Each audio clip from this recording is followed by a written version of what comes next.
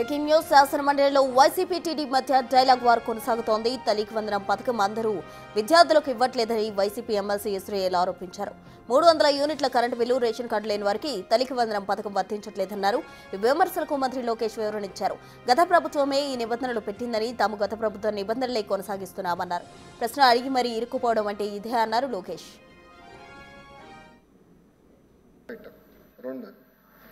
Israel గారు మాడుతూ 300 యూనిట్ల current యాప్కాస్లో పనిచేసిన వారికి, అట్లా భూమి ఉన్న వారికి మీరు ఇవ్వట్లేదన్నారు. ఎవరు పెట్టారు అధ్యక్ష ఈ రూల్స్ అని?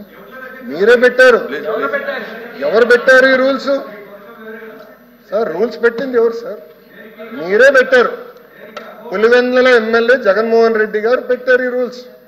ఆయన రూల్స్ పెట్టారు. We're following it. కాదని చెప్పండి. మీరు ఒకటి